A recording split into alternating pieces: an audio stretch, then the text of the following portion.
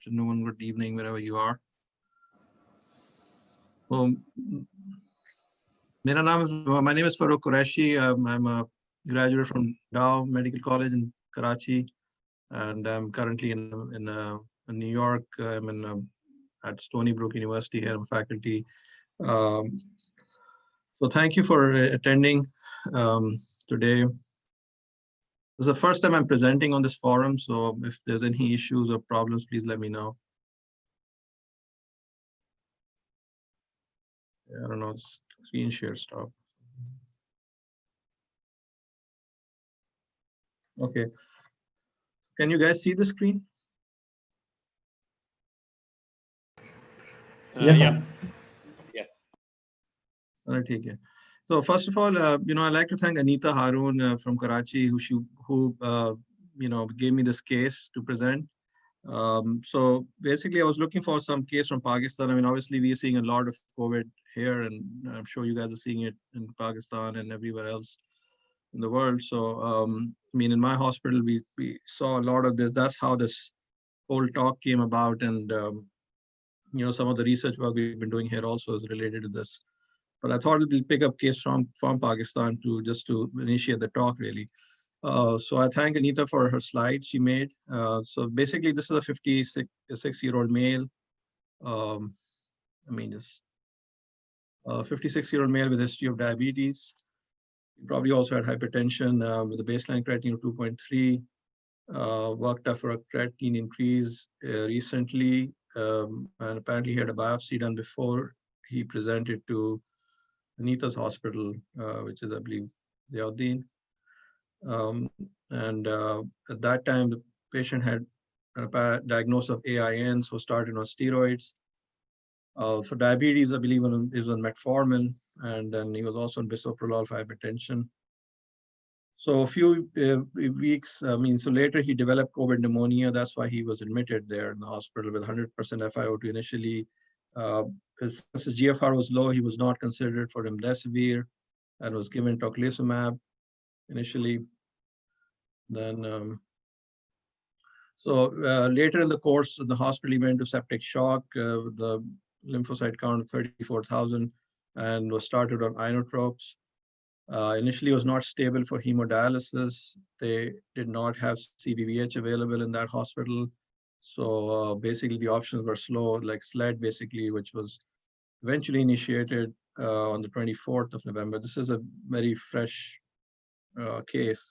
And so patient developed oliguria, FiO2 came down slightly and was treated with antibiotics, I believe it was colistin and meropenem. And eventually patient became anuric. And the next day, slight tapering of inotropes was started, and he was maintaining blood pressure of around 110 systolic. And then second hemodialysis was around 25th. But then he developed deteriorated further, developed rhabdo, started 3 inotrope vasopressor treatment, and increased oxygen requirements. Severe acidosis started. And then labs were sent to Khan family's request, but eventually the patient expired while waiting for the results. So these are some of the labs from the hospital. Hemoglobin, you see, developed worsening anemia. And the white count came down slightly. Platelets also came down. BU and creatinine obviously were initially 5, and then creatinine became 8, and then had hemodialysis here, and then I believe came down twice, but rapidly increasing creatinine. Sodium was high, it came normal. Potassium remained high, and then developed more worsening acidosis. So this is some chest X-ray images of that patient. It's developed most likely RDS type picture bilateral infiltrates. So having presented this case, I move on to my talk for today.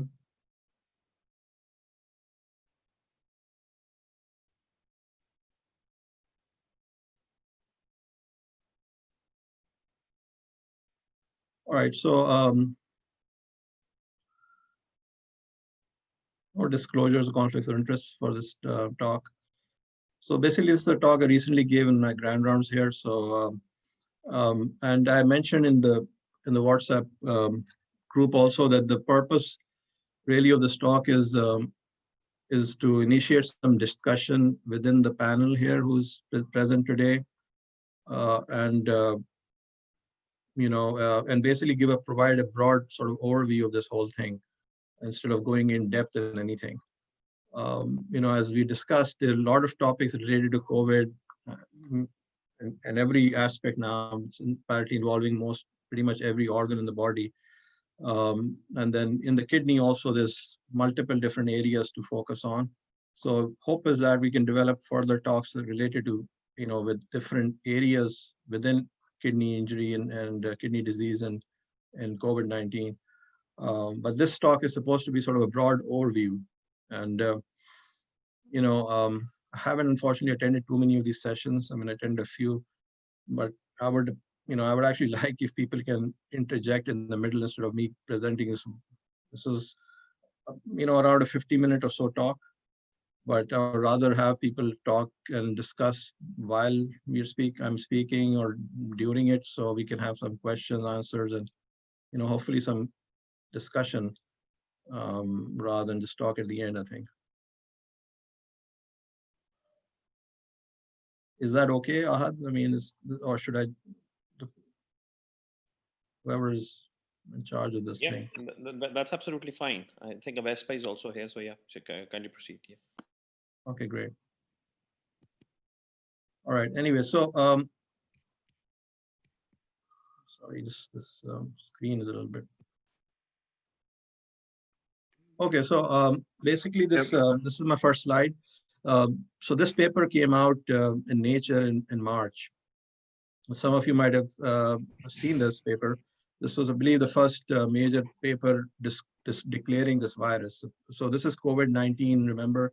And although 2020 has been like a year of hell or a year from hell, but apparently this virus was discovered or started this process back in a year ago, really, in 2019. So we don't have too much data from 2019, how many people got infected, where they were infected, how bad things were then, and what was the methods of detection, whatever. But this year seems like a decade now, but if you remember back in January or so, we first heard about this from China.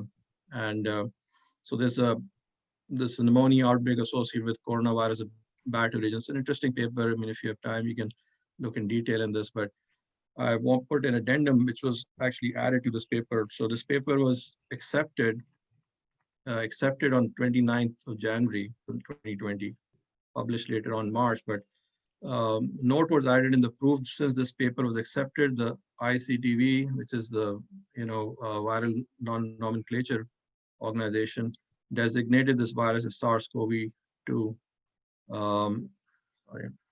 SARS-CoV-2. Can you see this slide?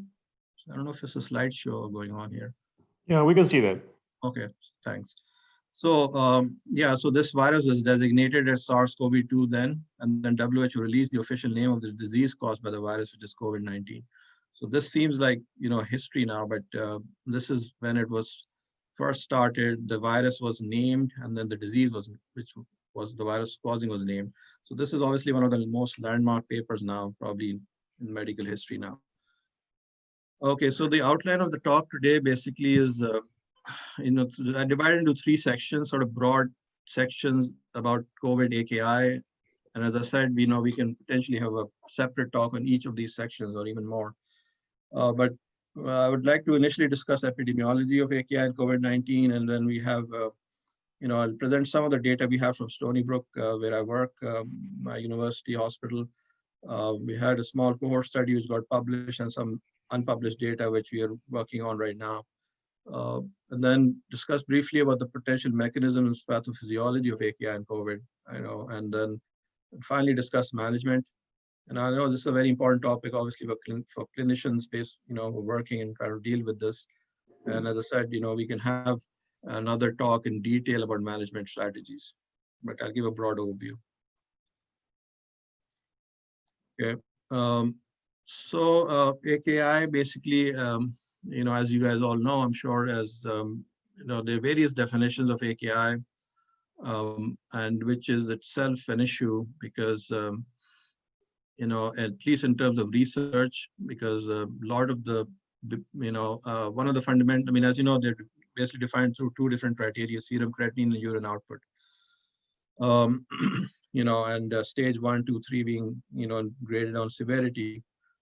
So, the urine output data is not available in most databases, right? At least at this time, because it's often not accurately collected and not accurately documented. In the case-to-case basis in the hospital, you can obviously see patients and look at the urine output if it's collected. But even in America, where I work, there's a lot of issues with proper documentation of urine output. So we often have to make decisions on dialysis based on creatinine or other sort of other parameters, volume overload, et cetera. Certainly in a lot of the studies which have been published in COVID AKI, they've pretty much used serum creatinine criteria to define AKI. The problem with serum creatinine is that you need a baseline creatinine to define AKI. And that baseline creatinine is not, again, available in a lot of these people. We presented a case just now, which, I'm from Karachi, where, we had creatinine value, but the patient also had another sort of AKI episode prior to coming to the hospital. And then, in our institute, we saw a lot of patients who came in, uh, never saw a doctor in the last 1 year. So baseline creatinine is typically defined as creatinine within the last 365 days prior to hospitalization. And the various sort of definitions based on, different institutions. But, typically that is what is used as defining their baseline. But again, as I said, majority of the patients did not have those. So we used the hospital creatinine values to define AKI, and then define the severity of AKI, basically. I'll discuss that in a minute. So two slides I have from initial data from China.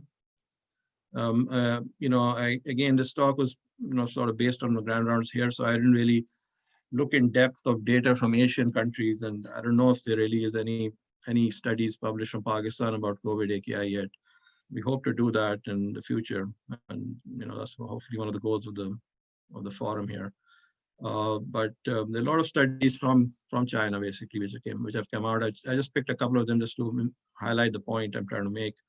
So this one of the initial studies from Wuhan, China, where if you remember, this province became extremely famous back from January to March, and now no one even hears about it anymore. But this was accepted in March 2020. And actually, in the initial study, one study showed that, mentioned this basically that COVID-19 does not result in acute kidney injuries. This analysis of 116 patients, only one of the initial studies came out from Wuhan. And really, when they compared people with, looked at the creatinine and BUN criteria here, they did not find a significant change in this initial study. But then there were multiple studies which came out subsequently, and showing one of them, it's also from Wuhan, China. It was accepted later on in July. And this showed that 7% of all AKI, 7% of people had AKI basically associated with COVID-19. And these were the severity in people who had severe disease, like the patient this talk presented today. There was a 41% incidence of AKI. And then the risk factors they found was severity of the disease, severity of COVID, basically. And this is another topic of how this is defined. And then higher baseline creatinine, so people who came in. But this is another interesting sort of another top angle in AKI and COVID is people who come to the hospital with AKI or acute kidney injury, and people who develop kidney injury in the hospital. So that might be two different, different pathogenesis probably are involved in this, and we'll discuss briefly that later on. Elevated D-dimer and lymphopenia. So this elevated D-dimer is basically, there's a lot of data now, and as you guys are sure aware of COVID-19 being one a very highly pro-inflammatory state, and the other is a pro-thrombotic state. And elevated D dimer has become sort of a hallmark now of AKI, at least in AKI. I mean, I deal mostly with kidney injury, but even in other aspects of COVID-19, thrombotic state is very prevalent. And then lymphopenia was another finding which was picked on from in the beginning, that these people have a low lymphocyte count and often have a high white cell count, high neutrophil to lymphocyte ratio. And then in the outcomes, it was 14% overall mortality, 72% mortality in people who had AKI. So again, and we have seen in our data from our institute too that the COVID-19 has a significantly higher risk of death in hospitalized patients. And then if you have AKI, your risk of death increases significantly. So then I have a question here. Yeah, sure, go ahead. Okay, this is Avaz Masood. So did you see any difference between the first phase and the wave and second wave? We are seeing a bit difference between the first wave, which we encountered in March and April and May. And that time was more ATN, more severe patient, more inflammatory process was more severely. This time, probably because of early start of steroids in the patient, the severity of the ATN is much less. Did you see the same difference, or folks in Pakistan seeing the same difference between the first wave causing AKI and this second wave? Well, that's a very good question. I mean, and that's again a question open to discussion and certainly should be studied. I personally don't know if there might be, again, the thing with the AKI, with COVID-19 is that every day pretty much there are like 15, 20, 30 papers coming out very rapidly. As you guys know, it's very, very evolving sort of a subfield. And we have discussed this in our panel too about the different waves, so-called, of COVID-19. And this is such a, sort of a complicated phenomena, because every country and even within countries, different regions are seeing different, sort of waves, basically. In New York, where I work, as you guys probably are aware of, we were hit very, very badly in the beginning.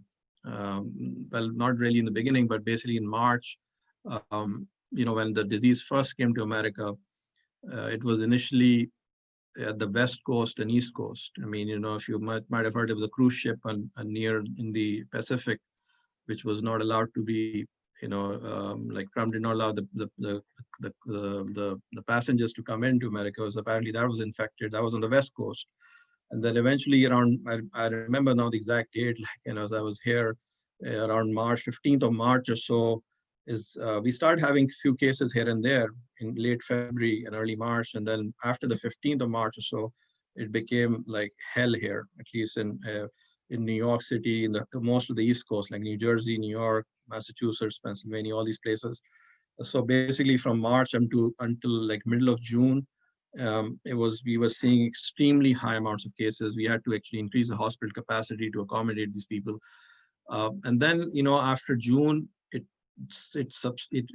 sort of cooled down quite a lot. And so basically from July until, I believe, around September, October time, the number of cases significantly came down. As you know, I mean, obviously there's a lot of reasons behind it. I mean, one is obviously the precautionary measures which started being employed by different places, lockdowns and whatever. And then the other question is kind of, I think what you're alluding to is maybe the virus itself changed. I mean, as we discussed, I mean, there are two factors here. One is the viral factors and the other is the host factors. Host obviously are the same. I mean, the same people, same age groups, whatever. And then different, control measures are employed in different, even within America, you might have heard, like, in Texas and South, they were very, very late in doing shutdowns or whatever. So their cases increased somewhere around when ours were started to go down in New York, places in like Texas, Florida, and started going up. And then now more recently, the Midwest has been badly hit. So a lot of factors are there. One is obviously the change in, spread of the virus. The other, as you mentioned, and then, in New York now in November, we have another surge of cases. Now, as far as comparative studies are concerned, like where people have compared, the etiology in the beginning of the pandemic and now in the second or third wave, whatever is happening, I personally have not found anything. That might be there out, and we can look into it later on. I can find out and let you know, but I haven't seen anything like that. But it has been discussed actively, even in like ASN and other national panels about. One thing we have noticed though is that the mortality has come down of COVID. I mean, the infectious rate is probably the same or maybe worse even. But the mortality has come down, at least in America, relative mortality, I would say, and at least in the East Coast region. And then also, so I don't know what that means really. Means the virus mutated? Is the virus different? So as I said, one is host factors, the other is viral factors. So apparently there's talks about different strains of virus affecting different parts of the world. And even in America, we saw, as I mentioned, it came from East Coast and West Coast, and the mortality of the West Coast was not as high as the East Coast. So the theory was that the East Coast cases came from Europe, and if you remember, before America got badly hit, before that was Italy. Italy and France and Spain were really, really badly hit. And we had people coming in from those countries here before they've shut down the traffic, which apparently brought the virus here. And then perhaps the virus which originated from China or Wuhan might be a different strain, maybe less lethal than this one. So yeah, I mean, this is obviously a great topic to discuss about how AKI has changed. But again, as I said, now I was on service last week in the hospital, and we again seeing another surge. Same story, with severe illness, AKI, and these people happening. But yeah, I mean, we'll come and discuss briefly when we come to the pathophysiology part of that a little bit. And then I have a couple of slides from American data. Again, there's tons of studies out there now, and every day there's new studies coming out in this. But I chose a couple of them. So this was from Albert Einstein Montefiore Center in New York.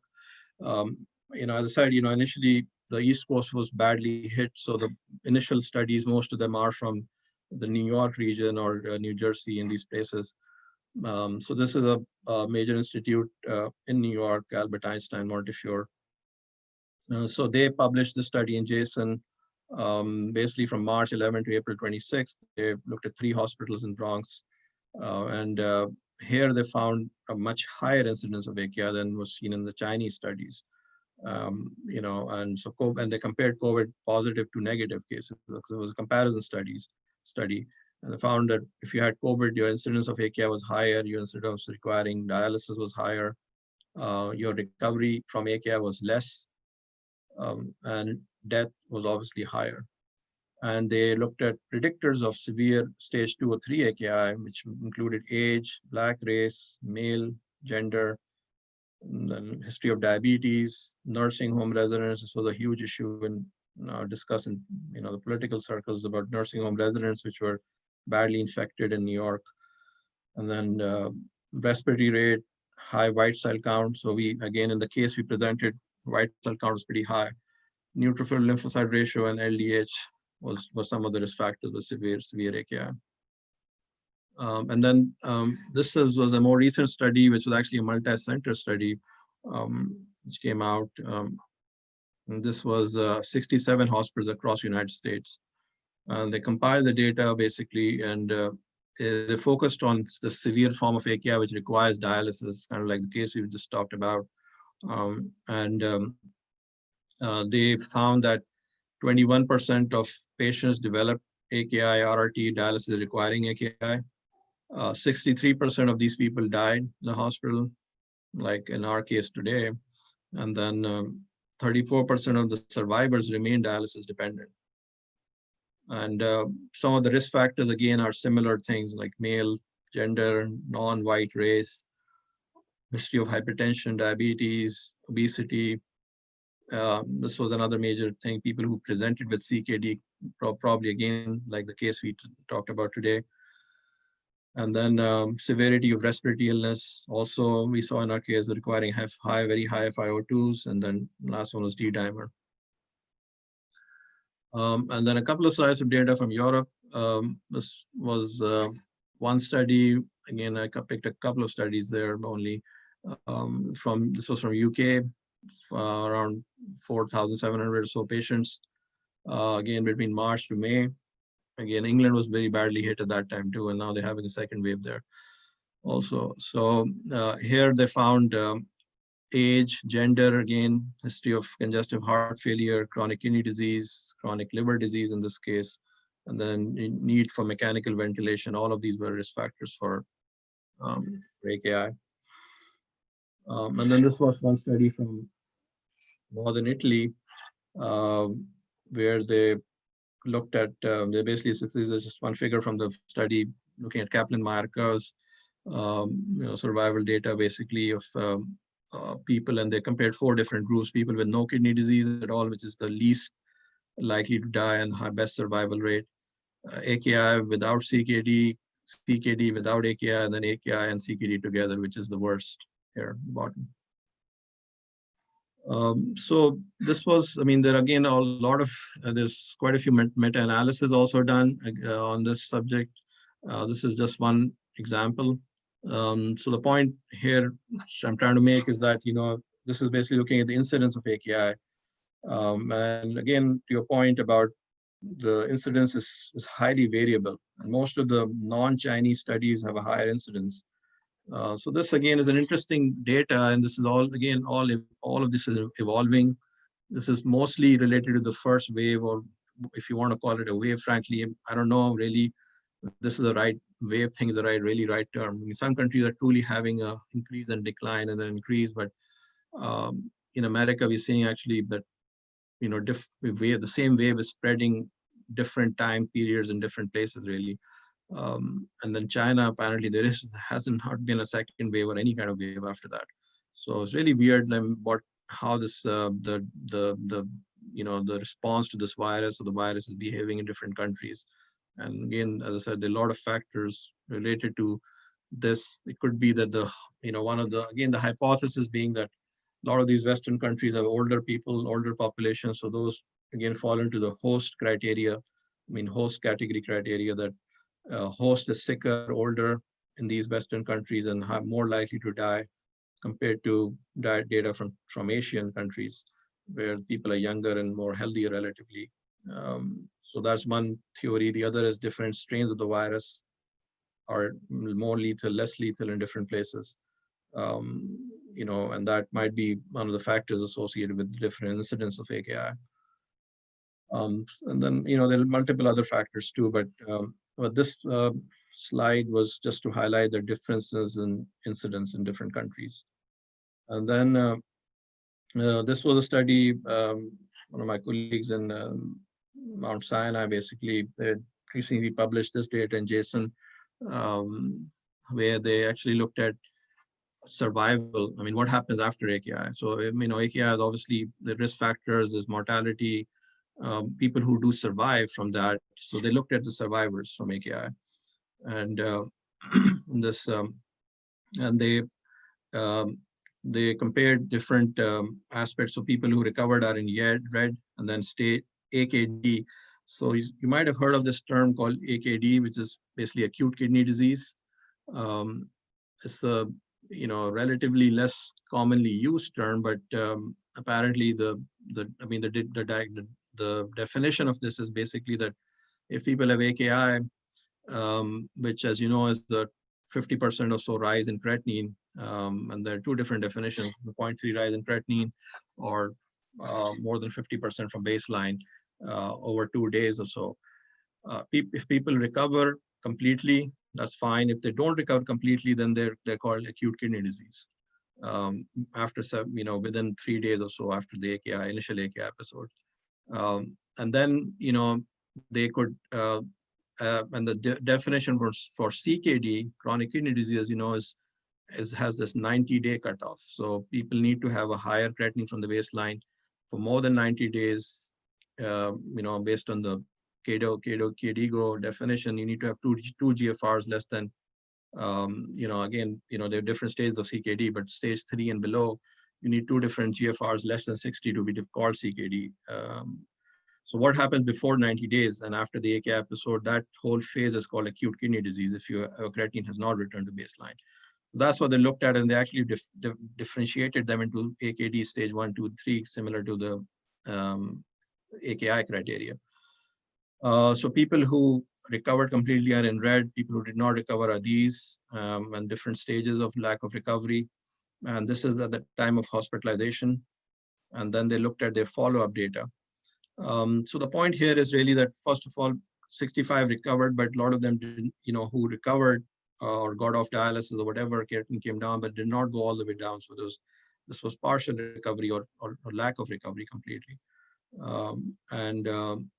And then out of the people who completely recovered, some of them eventually developed AKD. I mean, they haven't looked at CKD yet, because the data is, you need more than 90 days worth of data for that. And I'm sure there'll be studies coming out soon on that. We are also looking at some of our own population here to see how many of them develop CKD down the road. But even people who recovered, some of them eventually had that, and people who did not recover was a much higher incidence of acute kidney disease going on in them. So I'll just stop here for a second. I mean, is there any thoughts or discussion or any other comments? I mean, I just want to let the participants know that if you have any question, you can either type it and I'll be picking it up and I will ask Dr. Qureshi while he's giving his talk. Or obviously, if it's okay with Dr. Qureshi, I think you can ask the same question, I mean, as the talk is going on, to make it more interactive. Yeah, exactly. I mean, or you can leave it in the chat box or whatever. Yeah, I'll keep an eye on that. Okay. All right. So I'll now move on to some of the data from our institute. So this was a study which we recently published. It was a small study. So when this, as I said, when the virus hit really bad back in March, we developed our own registry here. Initially, we developed a small sort of a registry within the nephrology section, and then eventually the institute developed a large COVID registry of all the patients who were admitted with COVID at Stony Brook, which we're working on right now. But this initial data was on 300 people of COVID-19 back in March and April, which we published.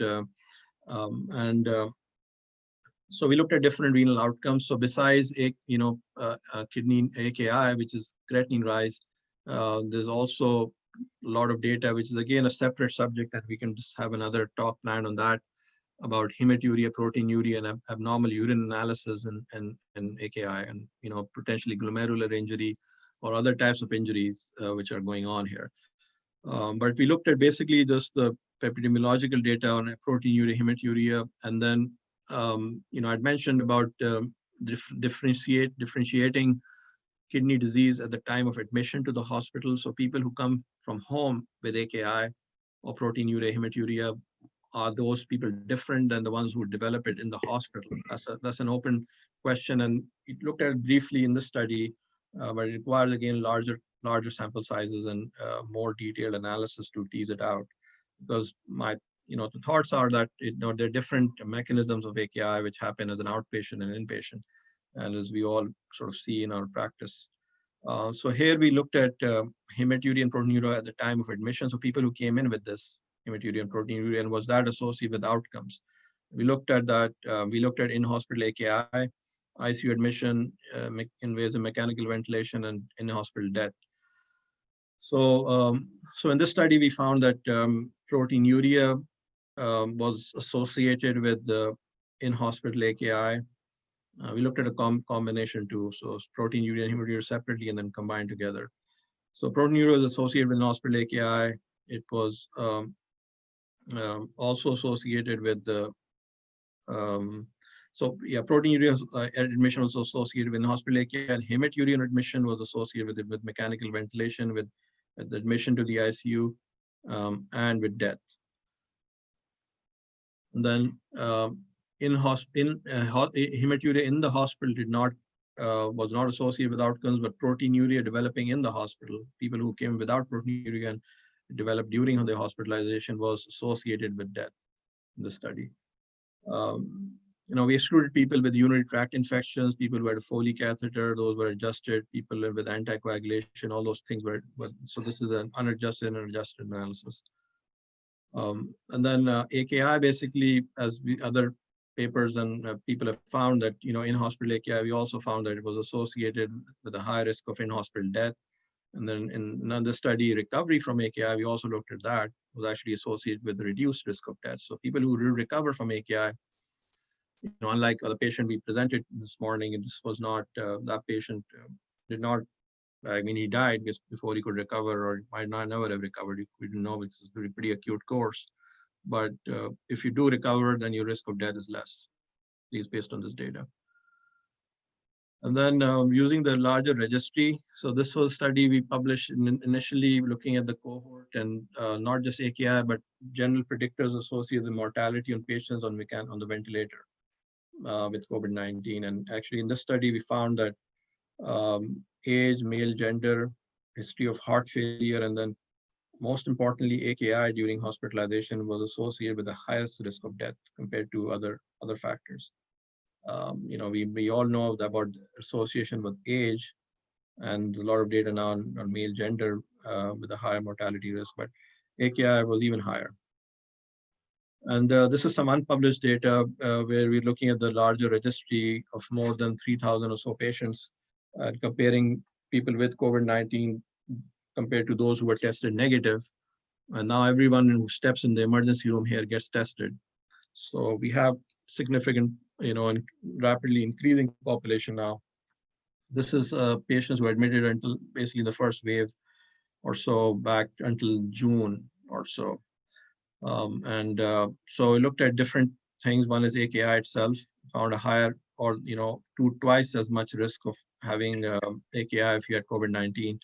Then dialysis requirement was similar though, but the risk association with mechanical ventilation and death was more than 3 times.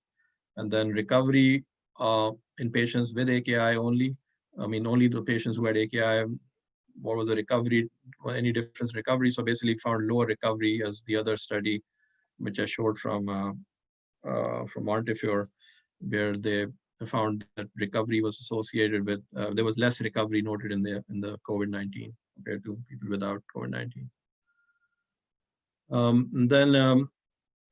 Then this is a paper we recently trying to write up, focused on the severe stage 3 AKI basically. It's a smaller group of people again, because these are only people who have stage 3, which is 3-fold rise in creatinine or drop in GFR or requiring dialysis. And comparing COVID-19, COVID negative versus COVID positive patients, gender was associated with severe AKI in either group, and presence of baseline CKD again, either group. Severity of illness was a big factor, both kinds of AKI with and without COVID-19. So this will give you some food of thought about what is specific to COVID-19 in terms of AKI, because some factors are associated with AKI in any patient, whether they have COVID or not COVID. And these severity of illness factors like use of vasopressors, ICU admission, all these things, ARDS, are associated with severity in either case. But the one main difference is that the respiratory measures were significantly more in the COVID-19. So there's a lot of very close association with the degree of lung disease, lung injury with kidney injury and COVID-19 specifically. And then medications were associated all in negative form, specifically hydroxychloroquine and azithromycin, which were initially used pretty much on every patient who was stepping in and back in March and April. And then we moved on to other drugs like remdesivir, tocilizumab, etc. Then most of them are also getting anticoagulation therapy. And the other thing was that inflammatory biomarkers, and we looked at quite a few of them in this database. We have ferritin, we have procalcitonin, D-dimer, IL-6, white cell count, and then CRP and ESR, etc. So this was a much more significant association of inflammation in COVID-19 and severe AKI versus not COVID-19. And then both forms of AKI were associated with death. And then the other thing was to look at recovery from these people. So that's, the next thing is that, as clinicians, what can we tell our patients basically that, or understand ourselves first and then tell them or their families that what is the chance of recovery from this AKI, which you're having. So we know that it's high risk of death, but then what can some of the predictors of recovery. So again, comparing COVID negative versus COVID positive, race, which is basically non-white race, was associated with lack of recovery. So most of these things highlighted in yellow are things associated with non-recovery or lack of recovery. So one was non-white race, and this is COVID group, and then having ARD, which is acute respiratory disease, which is more severe form is ARDS. Being in the ICU, some respiratory parameters, being on azithromycin, interestingly, was found, and then first and last serum creatinine, and then some of the other renal sort of labs were associated with lack of recovery. And then lack of recovery was also associated with death. And then we also working with the computer science department here using machine learning to, again, develop risk prediction models. And this is just one slide from that, looking at the, so here we looked at parameters or markers which were present at the time when patient first walks into the emergency room or initially hospitalized. So using that data, we're able to predict anything. And I don't have all the data here, but just showed the recovery part, that even with data at the time of admission, there's a lot of changes which happen when people are admitted during the hospital. But even at the time of admission, you can predict recovery with the precision of 0.56 average precision. And some of the factors which are predictors are the most important predictors we found were the first creatinine, first systolic blood pressure, first BNP level, first phosphorus, first pulse oxygenation, BMI, race, bicarb, etc. So basically, again, the question is that can clinicians predict recovery or predict AKI, when patients are first admitted to the hospital. So this is the summary of the data so far, or the discussions so far, which I've mentioned about the epidemiology part. Just some take-home points from this is basically COVID-19 is associated with a high risk of AKI than those without COVID-19. AKI in the setting of COVID-19 is associated with a significant increase in mortality. It's seen multiple studies, various institutions and countries. Some of the risk factors associated with severe AKI include age, race, gender, comorbid illness, especially CKD, severity of COVID, ICU admission, ventilator, inflammation, thrombosis. Recovery from AKI is associated with lower risk of death, compared to those who do not recover. And then AKI and COVID can lead to acute kidney disease and possibly chronic kidney disease down the road. So that's the summary of the epidemiological data, really. So any questions or comments on this? Yeah, I have a question. Can you hear me, please? Yeah, I can. Okay. This is Dr. Umair from Foundation University Hospital, Rawalpindi. My question is regarding the people who died because of COVID-19. Is there any post-mortem done on these patients vis-a-vis the causes of AKI? Yeah, we'll come to that in the next section. That is what it is. That's what I'm going to talk about. Okay, fine. Yeah, that's in the pathophysiology part. Sorry. Thank you. Okay, so I'll move on to the pathophysiology quickly because of the sake of time. Okay, so basically, this is next two sections are shorter and quicker.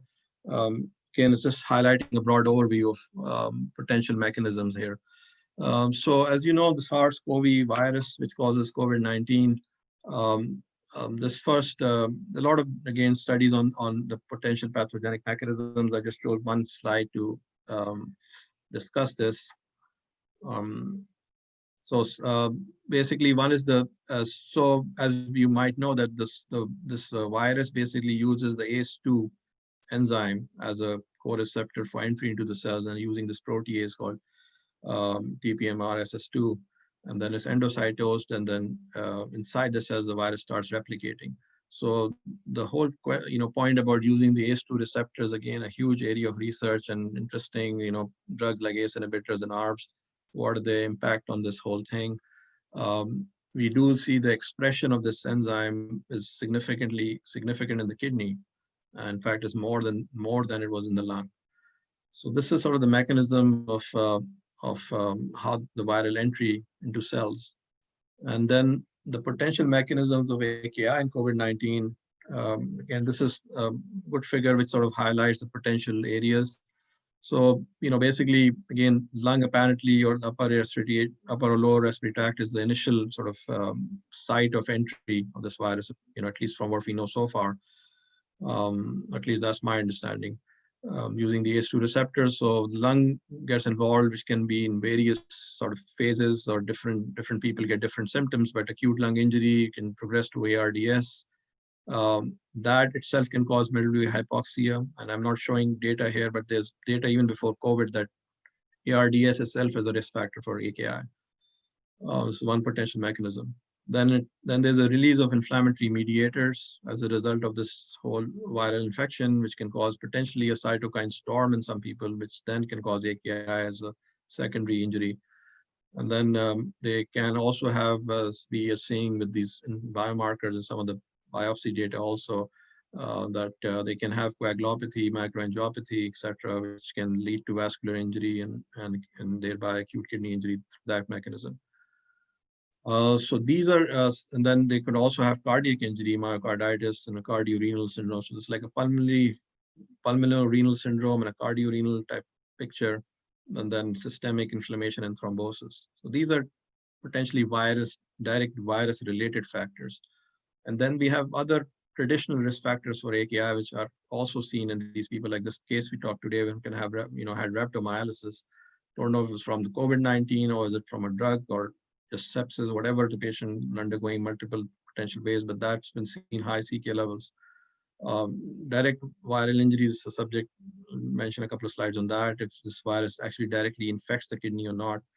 And then obviously sepsis, hemodynamic instability, like you saw in this patient today on pressors. We're seeing a lot of people hemodynamically unstable, severe hypertension, severe sepsis, which again is a traditional risk factor for severe AKI. So various ways this, you can get AKI in the setting of COVID-19.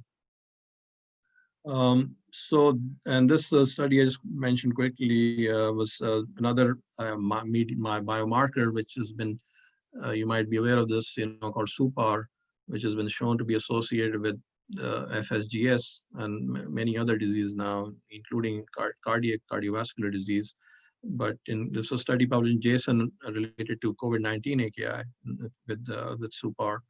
And so they found that people, so they compared people with different three different tertiles of SUPAR, basically less than 4.6 and greater than 6.86, and suggesting the higher your SUPAR level was, higher was your incidence of AKI, basically, and your need for dialysis. So this is an interesting, area for further research, and people are doing further work on this. So the one question which is being asked and actively researched on, or there's a lot of, again, controversy on this, is this: does this virus directly infect the kidney, or most of this kidney injury is secondary to the cytokine storm, or the inflammation, or the thrombosis, or sepsis, et cetera, as we showed in that figure? Or does the virus directly infect the kidney and then cause direct nephrotoxicity, like we see with some other viruses, including like HIV and the Hyven disease? So there's data in support of this hypothesis. One was from China, which showed basically that, this is one of the things which you were mentioning, autopsy study, 26 patients. One of the original studies I accepted in April, basically. And they actually found these viral-like particles, protein detection on, both in the on electron microscopy and immunofluorescence. When they found acute tubular injury, RBC aggregates in light microscopy, but this suggested that the virus is probably inside the kidney and directly, infecting the cells, like whether they're tubular cells or podocytes or glomerular or vascular cells, endothelial cells. And then there was another study published in Lancet, which basically, again, was autopsy data cases with the compared cases, with acute kidney, 39 cases. So without kidney, without AKI, or with AKI. And the purple thing here is basically the prevalence of the SARS-CoV virus in the kidney. And they found that those with AKI had a higher prevalence of the virus. But then again, there were these people without the virus too. So it's not conclusive, but it's suggestive that the virus might be directly infecting the kidney, and whether that actually causes kidney injury. I personally haven't looked at that data. Maybe it's there, but which has proven that beyond doubt that a virus can directly damage the kidney and cause kidney injury that way. There are data against this, and there's some more recent studies. This is one study, a kidney biopsy study from Columbia at New York, where they looked at 17 patients with COVID. They had 14 native and 3 actually allograft specimens too. Here, one thing, also they found besides in ATN, the classical diagnosis of ICU AKI, they also found podocytopathy, including collapsing glomerulopathy and minimal change disease, immune-related diseases like membranous lupus, anti-GBM, and then they also found some allograft pathology like T-cell rejection, etc. However, they did not find any definitive detection of the virus either by immunohistochemistry, in situ hybridization, or electron microscopy in the study. And this was another one published in JSON, where again they did not find no evidence of the virus through in situ hybridization or EM. So the summary of this pathophysiology pathology data really is that one is that pathophysiology, is multifactorial. There can be direct effects of the virus, including potentially cytotoxicity, yes or no. One slide which I did not show, which I think I was putting in, but was the association with APOL1 genotypes. There was also a study, I believe, published in JSON recently, where they found that people with APOL1 actually had a higher incidence of, there was as we mentioned, this collapsing glomerular FSGS in these people, which is very interesting because it's similar to what we saw in the past with HIV with HIV nephropathy, where people who had the risk allele and then had a second hit with the virus infection, transforming into this collapsing disease. So that's an interesting area for further research. So direct effects of the virus, and then it is RAS activation also, which is another, do ACE inhibitors and ARBs actually protect against kidney injury or not, is something which we have, it's the area for further research. And then indirect effects of the severity of COVID, like cardiac, hemodynamic, sepsis, etc., nephrotoxic drugs, high PEEP. We can have multiple pathophysiology. Some of the known ones are ATN, glomerular disease, especially collapsing, thrombotic microangiopathy has been seen. And then again, this conflicting data that the virus directly infects the kidney. So any questions related to this part? Okay, this is Avas Masood. A question. So we know that the AKI in COVID patient is a bad sign. Mortality or hospitalization increases. But does it matter management-wise, whether this ATN is because of COVID-19 or it's because of the other inflammatory or other sepsis-related AKI patient is going through? So management is same, whether we know that what is the pathophysiology of this AKI. Okay. If there's a proteinuria, no proteinuria, or hematuria or no, the patient has AKI, patient has ICU, patient has, so there's no a difference management based on knowing what could be the pathophysiology behind it. Yeah, no, that's true. So I mean, that's my understanding. If someone else has any other thoughts, I mean, I'm happy to listen. We can share those thoughts, but so right now, the protocol, at least in my institute, I don't know about yours, but this point in time, as of yesterday, I talked to some ID people here, and now the only treatments given to hospitalized patients, which are in the protocol here right now, dexamethasone and remdesivir. That's it. So in the past, as we saw all this other stuff, people were getting IV vitamin C, zinc, and hydroxychloroquine, azithromycin.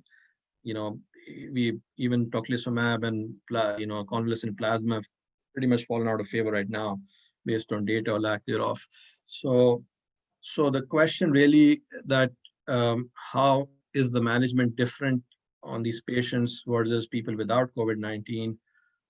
Based on pathophysiology. Again, this comes to this whole point about these indirect effects or severity of COVID. This you can see with any other disease too.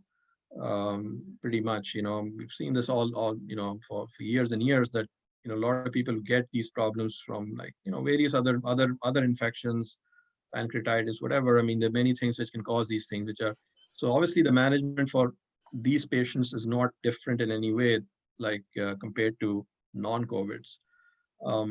The only key thing is, again, there's no clear data that anti-inflammatory drugs, at least as far as I know, or antithrombotic drugs like anticoagulation, although there is some data even with my institution. I'm collaborating with someone in the neurosurgery department here, where they have some data that anticoagulation or therapies have had people who got this is ICU people only, and who got anticoagulation had less incidence of AKI and better outcomes. So that's potentially one thing to think about. One thing we'll mention in the next section, management, is that these people on dialysis, we see a lot of clotting issues with these people, and they're by default on anticoagulation. And now, as I said, if someone is a severe injury, severe COVID, they're all going to get dexamethasone or steroids unless there's a huge contraindication or something for it. So it will eventually be answered, your specific question, to at least these two modalities, inflammation and thrombosis, antithrombotics, anti-inflammatory drugs, do they specifically improve outcomes in AKI, which can be used then preferentially in these people. But at this point in time, I don't know of any particular difference in the management you would do, related to what data we have so far. The only thing which I can see, that being ICU person, which we learned, is that typically ARDS prior to COVID, we used to keep the lungs drier and drier as much as we could, because any fluid in the lungs would actually make it worse. So but this patient, pathology or biopsy or right. So I'll discuss that briefly. Sure. Right. So I'll allude to that briefly in the next section in the management part. So let's just move on. Sorry.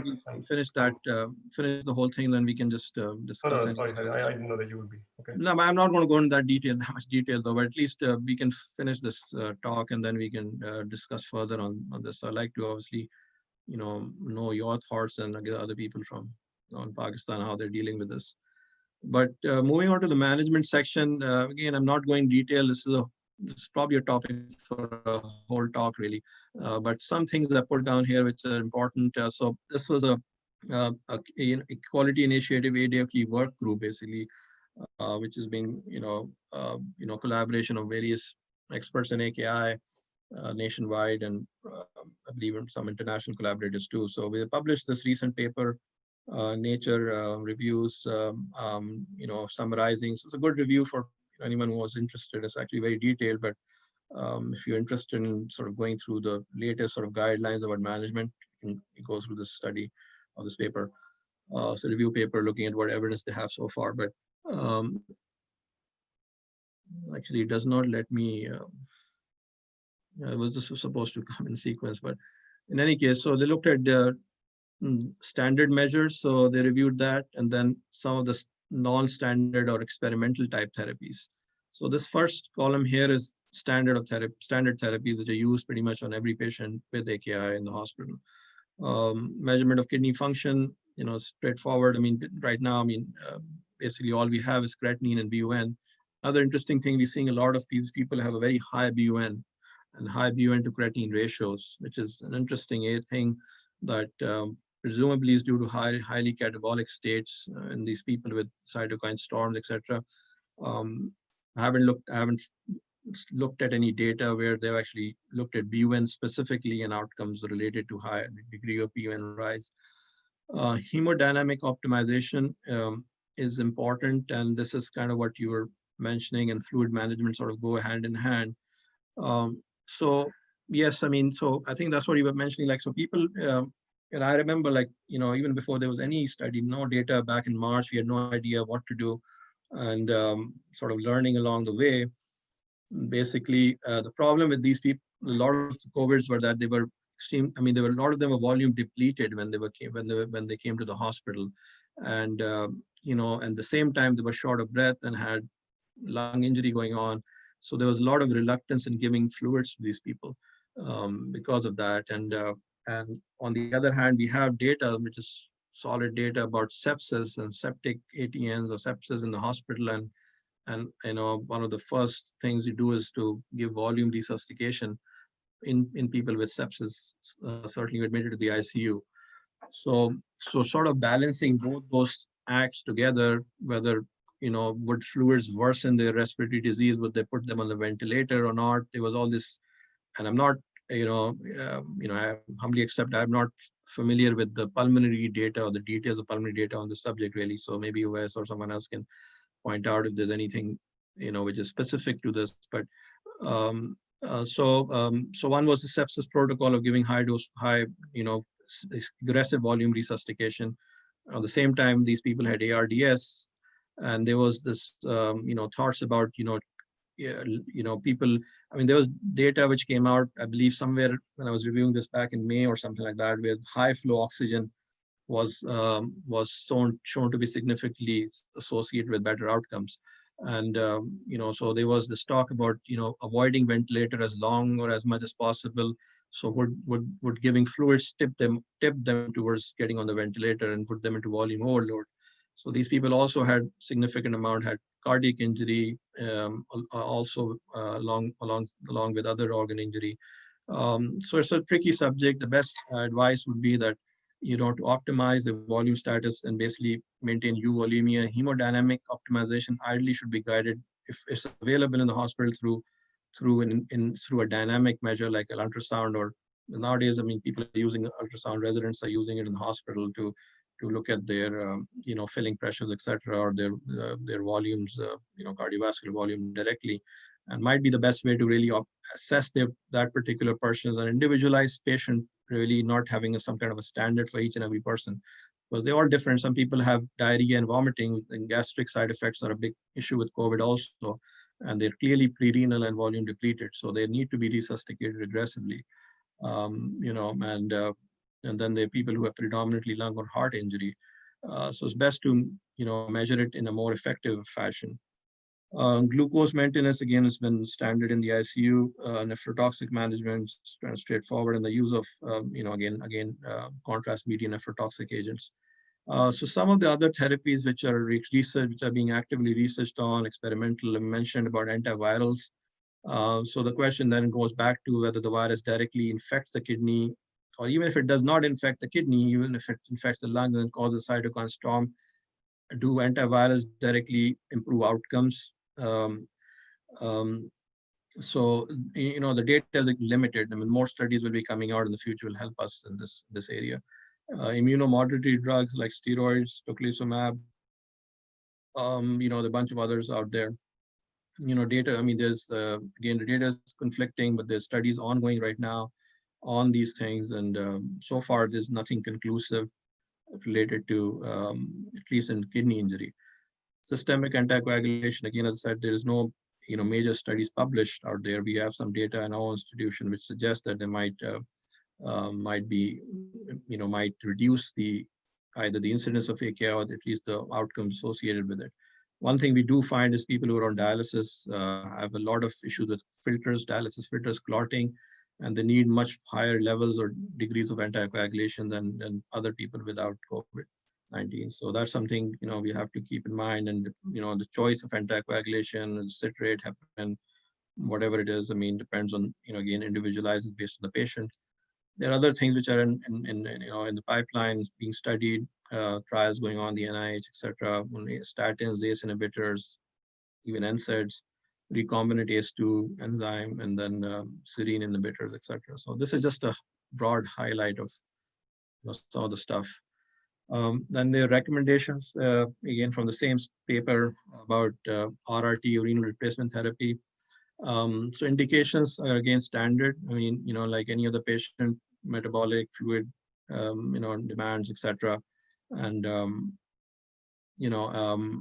modality is another interesting subject. As I mentioned, like in Pakistan, in this particular hospital, there is no CVVH, like we taken it for granted in America. But a lot of places, even like some VAs I worked here, did not have it. So we have the option of SLED. Uh, um, we have this, what is called as, again, slow dialysis, slow renal replacement therapy, the study published. In fact, I think I might have that here. Not, sorry. Okay, anyways, there was a study published where actually showed that intermittent hemodialysis, which is prolonged intermittent hemodialysis, PIRRT, which is similar to kind of SLED basically, showed that had similar outcomes than people being on CVVH. So there are a lot of problems with dialysis in COVID-19, unlike any other disease, because people being on CVVH means that they're 24 hours, 24/7 on dialysis. There's a nurse which is totally occupied with that patient who's high risk for getting exposed to that patient on again and again, versus a short intermittent course of dialysis where the exposure is shorter. With PIRRT, you can have one nurse for two patients, unlike with CVVH, you have to a 1-to-1 nurse ratio. So those things have to be kept in mind with these, when we're choosing what kind of dialysis we're offering or initiating. Obviously patients who are hemodynamically stable probably get regular hemodialysis.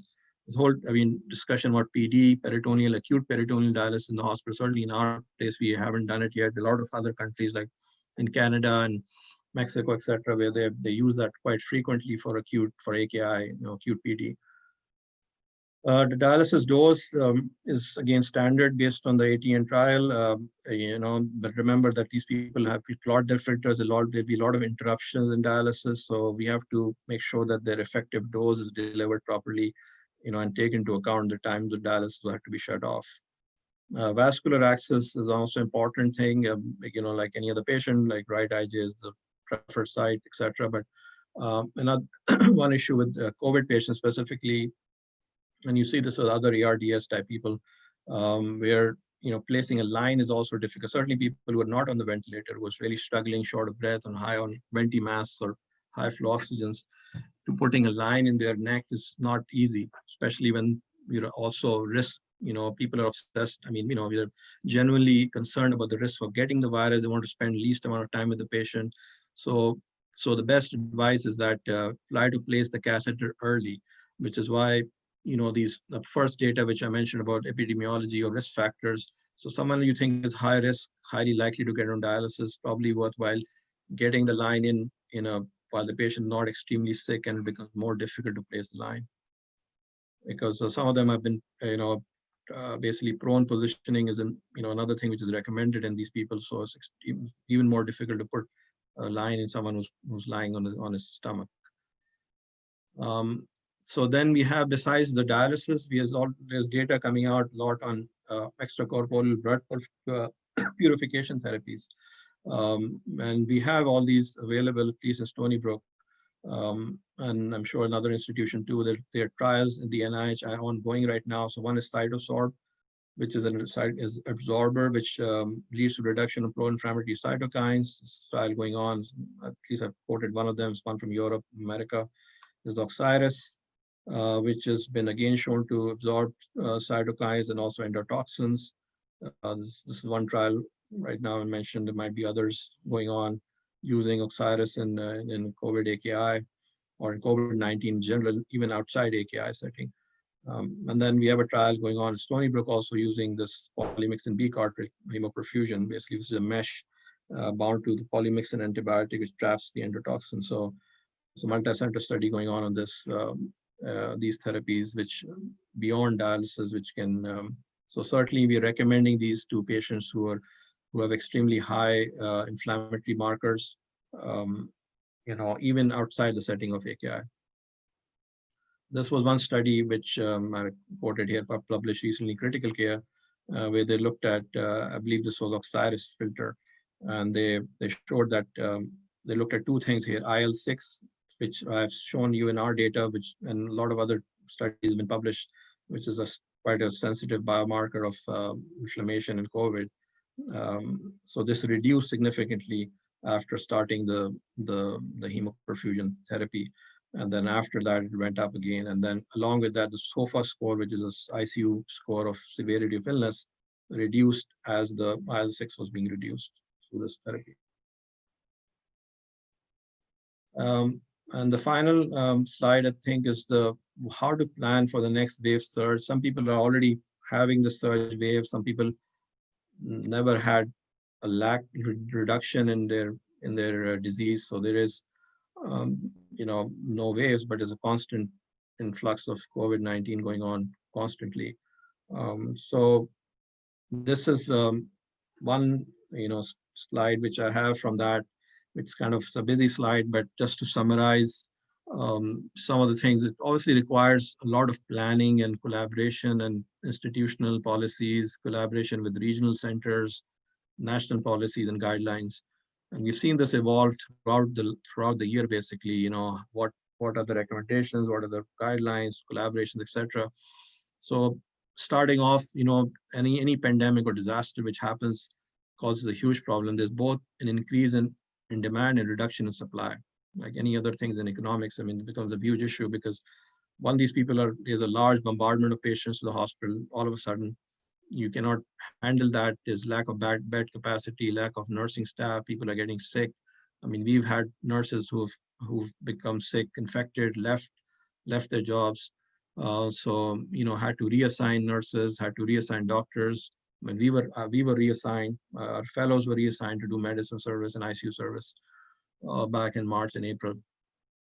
So there's an increased demand, and then there is reduced capacity and supply also. Again, factories are shut down. People making dialysis machines, filters, like we saw the problem with the mechanical ventilation, that there were lack of ventilators even in America. So lack of dialysis machines, lack of filters, dialysis fluid supplies, etc. So we have to deal with both problems, and the goal really eventually is to make sure that anyone who requires dialysis or RT should get it. That's really the ultimate goal. That requires both local responses and regional and national responses. Developing a proper surge plan, basically in the hospital, which has an inventory of all the supplies. What is the stockpiles available? Where are you going to get the next supplies? How we will train nurses and other doctors to learn how to do CPBH or dialysis, so basically on the ground training, and then enforcement of guidelines and policies on who to get dialysis, who not to, what modality to choose, etc. And then obviously working at the regional, national levels with the various institutes and the government, basically, to ensure that the supply demand changes is active. So I think I'll end at this point, and just to summarize, I'll just go on to this take-home points. Really, so final slide. So basically, we discussed, like, again, as I said, this talk was a broad overview just to really provide food for thought and further discussions or talks, and we can discuss more things. But just to wrap up this thing, so AKI, falling SARS, is common. First of all, incidence is around 20% or more in hospitalized patients. It's an average incidence, various regions are different, which brings to the point about the virus being different, or the host factors are different in different places. Risk factors include age, increased age, race, ethnicity, comorbid illnesses, need for the ICU ventilator, inflammatory hypercoagulable states. Is a COVID AKI associated with significant increase in morbidity and mortality. It can lead to acute kidney disease, possibly chronic kidney disease. Recovery is associated with reduced risk of death. So obviously that's your goal, to hope and try that these patients can recover as much as possible. Mechanisms are potentially multifactorial. Some of them are potentially be directly related to the virus, including cytotoxicity, inflammation, thrombosis. and then there are indirect effects of the virus, illness in general, which are common to other forms of AKI also. And the data whether the virus infects the kidney directly is still up. The jury's out there on that. And then finally, the management, early recognition important, access placement is important, volume monitoring, ideally dynamic monitoring is important, how much fluid to take off once the patient is on dialysis, how much fluid to give him before he gets on dialysis. Aggressive anticoagulation regimens, important. You should have the supplies of anticoagulants. I mean, places have run out of anticoagulants during this time. And then extracorporeal therapies, if they're available, should definitely be considered, or people can be enrolled in clinical trials on these therapies. And then there are other drug therapies out there too, which are being, the clinical trials, which you can enroll into. And then, finally, the RRT maybe needs to be adjusted to conserve resources in the surge, which require, multi-level policies. So I think I'll end over here. Thank you. Farooq, can I ask about the management strategies for AKI in post-transplant patients? I haven't specifically, again, that's not my area because I'm not really a transplant nephrologist, so I haven't really looked in that detail on that. I mean, we have, again, seen and have patients with COVID and, in the setting of transplant. Obviously the new transplants are highly worked up, but as I showed one slide, the pathology, potentially they can trigger acute rejections too. But I'm personally not aware of. I mean, I don't know about the specific differences in transplant. We can have that. That definitely requires a separate talk. Okay.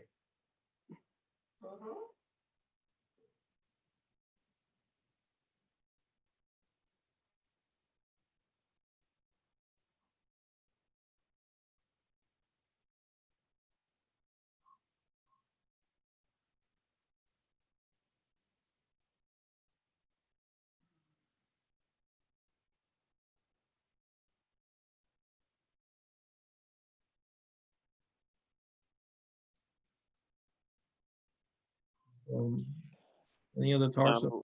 Yeah, right. So, thank you so much, Dr. Farooq, for this very nice talk. I mean, I can understand that's a very, it's a quite a comprehensive overview, as a bird eyes view of what is happening with COVID and its management strategies there. Can I just sort of ask, what experimental therapies are there, or is there a trial which you are involved at the moment using a drug or something like that?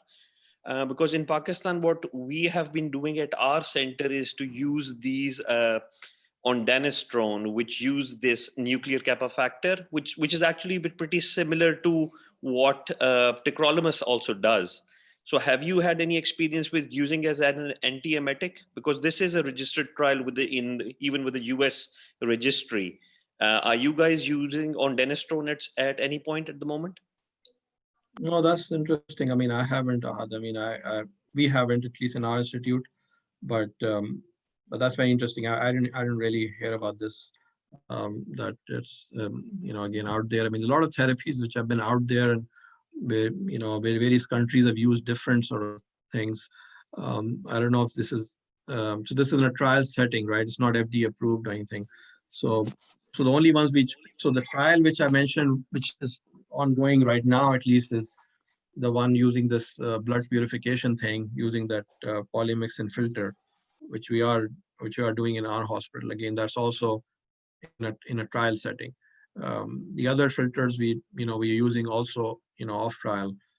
But as far as specific drugs are concerned, at least in our institute, there is not any trial going on right now. As I said, the only standard of therapy given at this point in time to these people are just remdesivir. And even remdesivir, there's been conflicting data which have come out after the original study came out from England. There have been other studies which have not shown a mortality benefit. However, it's being used certainly in severe cases, and then also dexamethasone. So those are the only.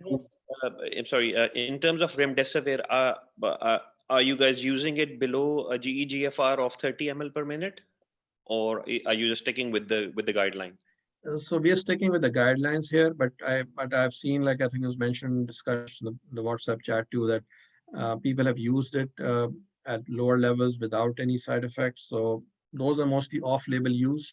But here we are not using it people with low GFRs or in an AKI setting. So in AKI setting, really now the only thing left is there's by the way, there's another, we're also using this monoclonal antibody now, but that's more for people outpatient settings. So, where they have shown some benefit. So that is being used in outpatients, the monoclonal antibody. And then, but in hospitalized patients, in severe cases of AKI, the only option left right now, at least, is Dex steroids, basically Dexa. And Dr. Hina has actually asked in the chat box about using plasma therapy. Is the US using, convalescent plasma? We have used it, but again, it's not based. It's not in the standard of care anymore here. At least various institutes might have different policies. So I'm happy if anyone else has any other thoughts about what's happening in their hospital. But at least here, it is not used as a standard of care anymore. I mean, we used that in the past in trial settings or in general initially when people were throwing everything under the bus on these people. But at this point in time, that's not part of the protocol.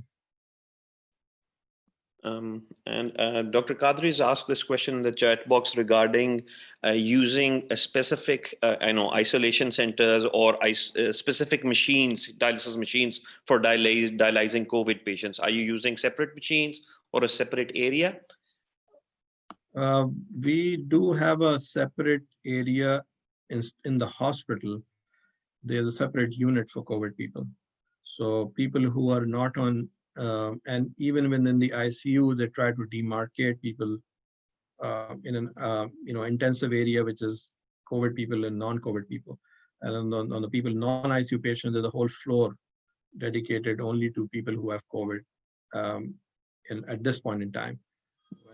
So let me rephrase the question. So the main problem we face in Pakistan, we have been facing in Pakistan, is that we've got these patients who are COVID positive, who are on maintenance dialysis, and they're outpatients. So they've got COVID. So they come from the isolation centers or they come from their houses for dialysis. How do you guys manage that? Because they just can't roam around the hospital and infecting everyone. So do you have like a unit or satellite unit that all these patients need to go to that particular patients if they're COVID positive, or how do you work around that? So they in New York where I work, they were COVID specific hemodialysis units which were established when the surge was really in the beginning back in March and April until June, July. They developed COVID specific dialysis unit where people were sent, but here, as you know, the problem is a lot of these things are guided by your insurances, where you can go. We have a VA hospital too here, which is affiliated with the university. So they obviously have a separate area within the dialysis unit for COVID people. They were COVID, as I said, in the community, they were COVID specific dialysis unit completely for COVID people. And then we have our own dialysis unit in the university, which is, again, they have demarcated an area for COVID, but it's very difficult because now again, there's a new surge and whatever going on, and more people and even dialysis nurses or physicians are getting infected.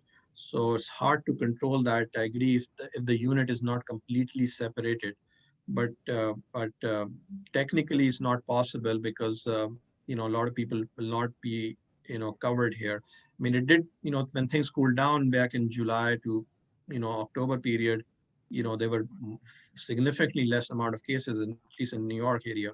So things settled down, and some of these units were shut down, and people went back to their respective units because some of these recovered. However, they in terms of I think these things require like your regional resources and policies, and every place and institute or region, city, whatever will be different depending on what is available. The ideal thing would be to have separate areas for these people until the vaccine is available or whatever, and see what the results of the vaccine are. But until that, it's probably important to demarcate this. But in our place, we don't have any specific dialysis machines which are separate or specific beyond the regular precautions for infection and infective people with dialysis, like we do with HIV and hepatitis C, etc.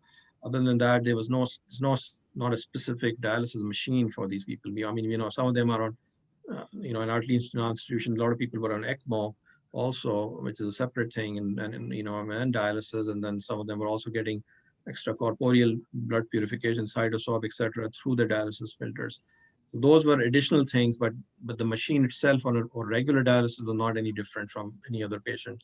But yes, the isolation protocols have to be, depends on the institute, depending on what funds and resources they have there and what the patient's insurance is, what kind of people are coming in. We have private patients, we have Medicare, Medicaid, all sorts of people and uninsured people. So it becomes difficult to make like a one size fit all policy for everyone.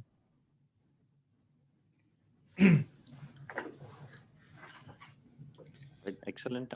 If there are any more questions, kindly please speak up. Yep. Yeah, Thank you, Dr. Farooq. I think it's such an extensive overview. Thank you so much for taking the time out for making that slide. So I had a series of questions, but I would just take to a couple of questions. First of all, regarding this postmortem studies, they were having some conflicting data. What is the evidence of a glomerular injury with SARS-CoV-2? And if that's true, or there is some evidence in favor of glomerular injury, so the patients who actually went on to develop CKD were the one who were having more than an average proteinuria to begin with? And was that hematuria that was documented in the studies, and probably one of the studies that you were a part of, was that a glomerular hematuria, or was it not seen as glomerular versus a random hematuria? Yeah, so the issue which happened, this again is such a new disease that whenever we talk about this, we have to take into a context of, I mean, this has only been 1 year only so far, and things have changed so much in terms of how they are managing these people. So in the beginning, I remember I was on service here in the hospital, and no one was getting biopsied. Even people with florid hematuria, who came in and were not. Some of them, as I said, it's hard to know how many of them had baseline hematuria or proteinuria, because some of them never had a doctor. Some of them did have baseline hematuria, proteinuria, which were unclear. I mean, we do have CKD diagnosis, and some of them had seen a nephrologist before they came to the hospital. So they might have baseline CKD, which could be from diabetes, whatever it is, which caused their proteinuria to begin with. But specifically in the hospital, like new proteinuria, which happened, or new hematuria, hematuria is a more tricky subject because a lot of these people were getting anticoagulants also, and most of them had Foley catheters, etc. So initially, no one was getting biopsied. In fact, even ultrasound, because of this whole, concern of spread of the infection, they were not getting any of those imaging things done, or most of them were not getting biopsy. Eventually, biopsy became more and more. We also started doing biopsies on people with COVID, and as some of the studies that came were autopsy studies initially, but then they were biopsy, like the ones from Colombia.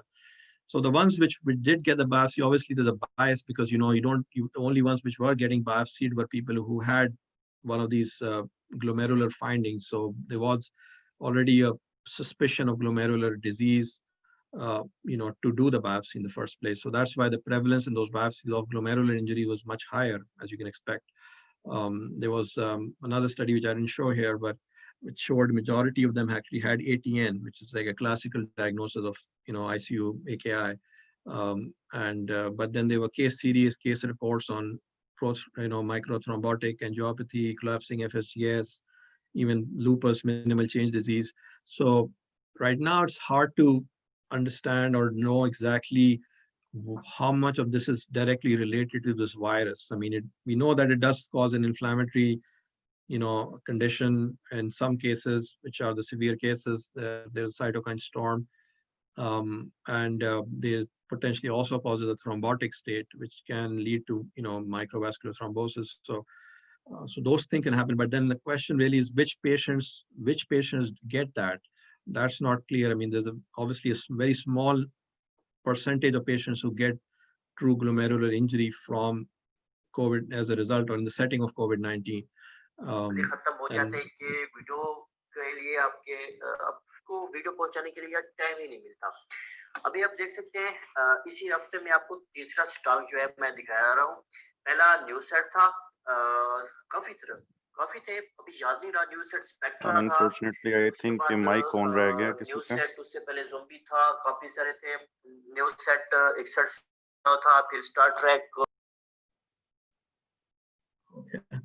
So I think So I think, Dr. to Farooq, answer, I thank don't you know so if I was able to ask a question. I don't know if I was able to answer it properly, but I think right now, there's a lot of speculation and new studies. Again, I think अगले 3-4 महीने में we'll have more, hopefully more data on more biopsy data. I mean, there's a lot of collaboration going on with some of these, biopsy registries nationally in terms of getting more pathology data.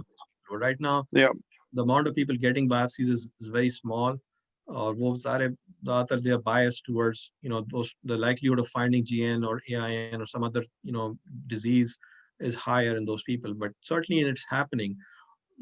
This is not clear that what is the cause. Is directly the virus the cause, or is the cytokine storm the cause, or is it an unrelated thing? I mean, one interesting thing I mentioned was, this FSGS thing. So, that's a, APOL1, nephropathy we see with collapsing FSGS. Similar to that, people who have a predisposing genotype or genetic predisposition, on top of that, you get a second hit from the virus, can lead to, a potential, disease like collapsing FSGS, which is obviously a pretty bad thing. I mean, most of these people don't recover, end up on permanent dialysis. So both that we are seeing, but then more work needs to be done in terms of differentiating, chronic hematuria, proteinuria versus new onset in a larger sample of people. And it might be different in different areas, different countries. Like in Pakistan, I don't know. I mean, there's a large prevalence of infections also besides COVID-19. People have, infectious disease is very common.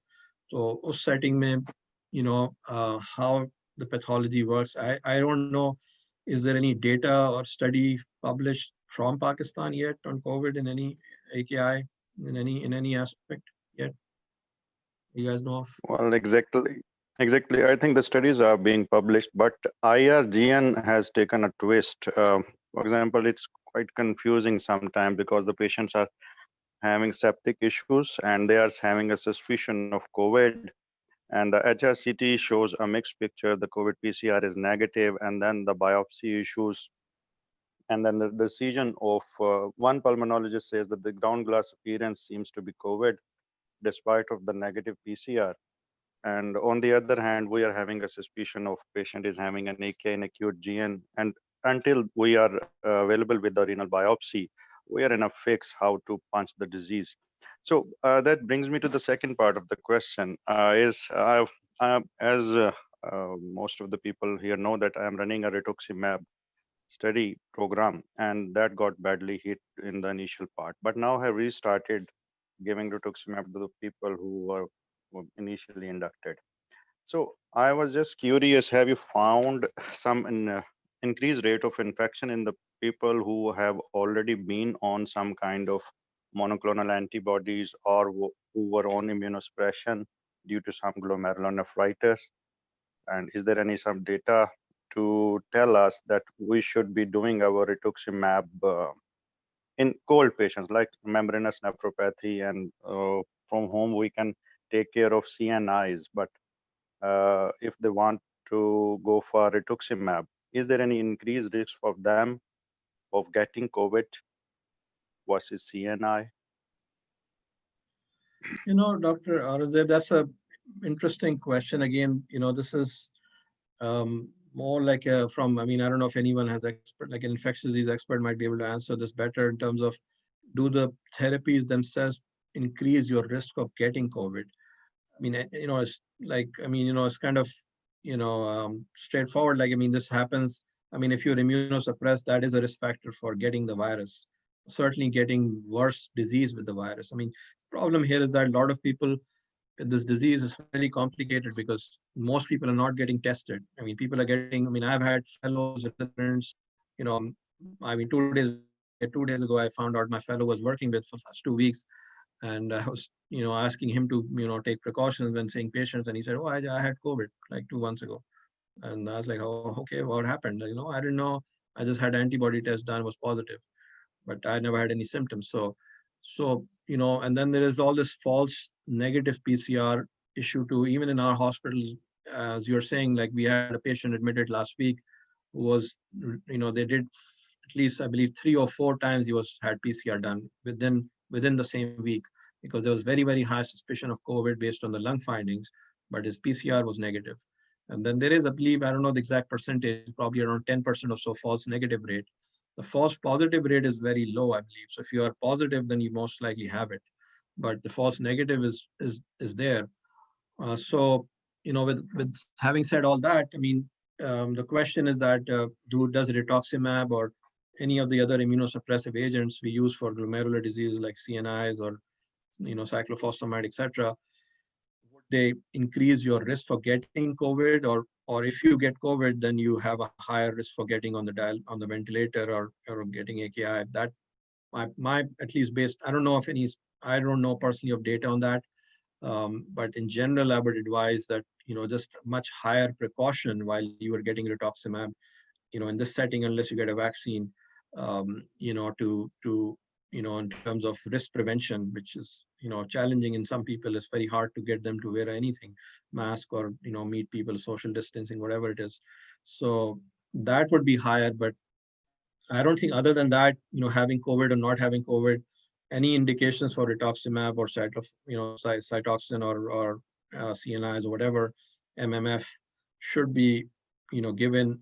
So only thing we have seen also is that, at least in some transplant people and some other people who are on this anti-metabolites like Imuran or Cellcept, those were stopped or held during at least while they were infected with COVID, or at least they were hospitalized. So I guess but then things like CNIs, tacrolimus, steroids obviously were continued even during the hospital. Unless someone had severe sepsis or active bacteremia or something, then you probably hold everything. But other than that, just having COVID without any symptoms, I don't think there should be any difference in using rituximab, in that setting versus any other patient if they meet the criteria for your study. But I can try to look this up more and see if I can find anything. I'll certainly try to get back to you. And if you could comment on one more thing, if you can get data, and I'll be waiting for your message. Once somebody has got rituximab, and like in Pakistan, there is a trial going on a vaccine, and somebody wants to get enrolled in it. So how should I advise? What would be the efficacy rate of that vaccination affected by rituximab, or does it get affected by rituximab? Is there any? That's a very important point. I think with this, so you mean the vaccine trial in Pakistan, like going on there, or these vaccines from America or Oxford? It's part of parts of an international trial. You're right. Not, of course, we did not make any vaccine to my knowledge. Yeah, well, there is apparently, like I have some family in Karachi, that's where I'm from, but so one of my cousins, in fact, just volunteered for a trial going on in Karachi. I'm not sure. I have to talk to her exactly what that is. That's the same trial. It might be the same trial. Shaukat Khanam in Lahore is part of that trial. I think it's the same trial that is going on in Karachi. So is that? But I thought I was under the impression which vaccine is that? Is that from China? It's a Chinese vaccine? Or well, I have to get back to you on that. I'm not too sure, but the way I was told, it's Chinese vaccine. Chinese vaccine. Yeah. So it probably is that one. But I got the impression that was a local, like Pakistani-made vaccine. Maybe there's more than one trial going on there, but I got the sense that there was a vaccine developed in Pakistan, which they're doing another trial on. Not sure. I have to find that out information. But to answer your question, I think it also will be dependent on which kind of vaccine you're using in terms of how that affects your immunity and general and the ability to take immunosuppressants. Because you might have seen that all these three vaccines from Pfizer, AstraZeneca, and whatever Moderna, they all have. I mean, at least by Pfizer and Moderna, I think the mRNA vaccine. The other one is a vector vaccine from England, and that apparently yesterday there was news that one has some problems in the trial, and there might be problems in getting that vaccine out there. So it's a lot of problems going on already. I heard that in America from middle of December they're going to start using the Pfizer vaccine, which is right now getting FDA approval. They start using it with. That's the problem with so many vaccines in the market. We are not sure what should be the policy with some kind of monoclonal antibodies or other kind of immunosuppression. So if you make some policy, the difference is that the ones which are, so these three which are like the Pfizer, Moderna, and the AstraZeneca, these have already had huge trials done. So these Chinese vaccine, Russian vaccine, I don't know about these, like, because there's a lot of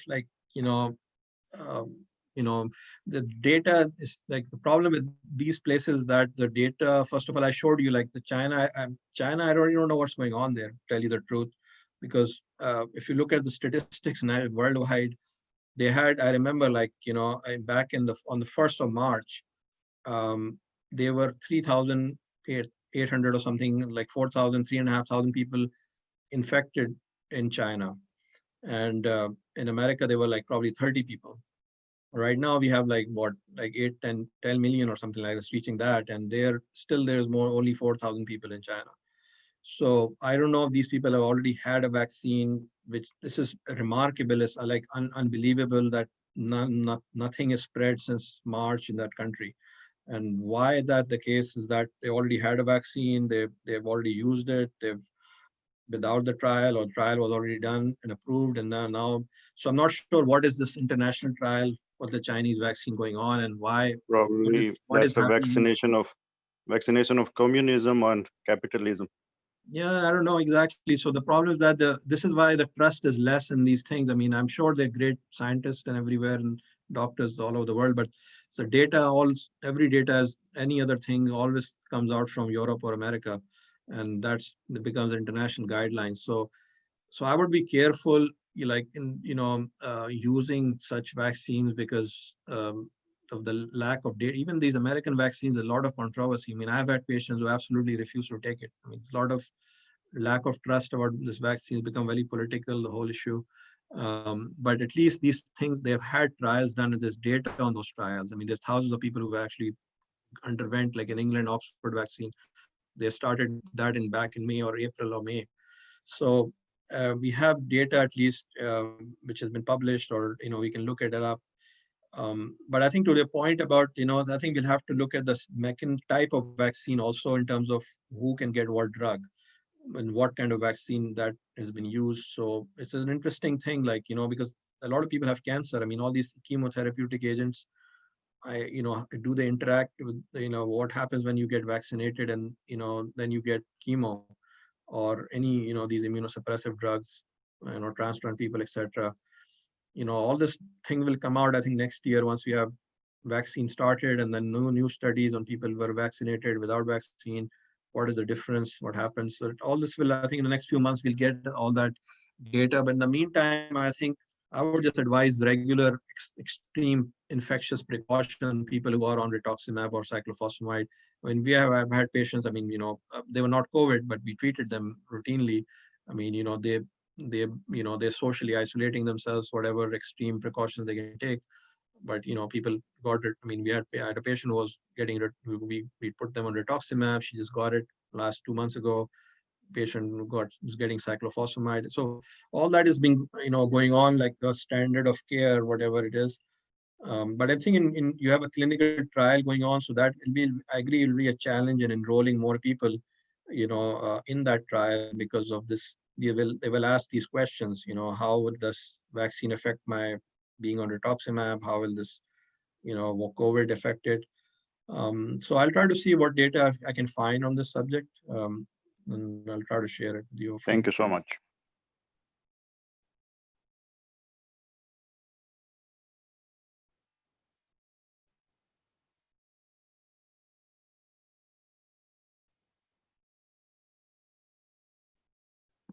Right. So if we do not have any further questions, shall we call it a day?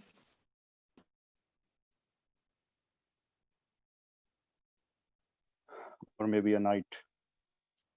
Thank you very Okay. much. So yeah, exactly, sir.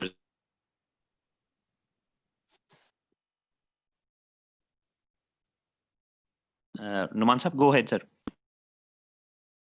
Just wanted to say goodbye and thank you. Thank you. All right, sir. Thank you for your time and listening, and thank you, Anita, for sending the case. Thank you very much. Assalamu alaikum. Alaikum. Allah Hafiz.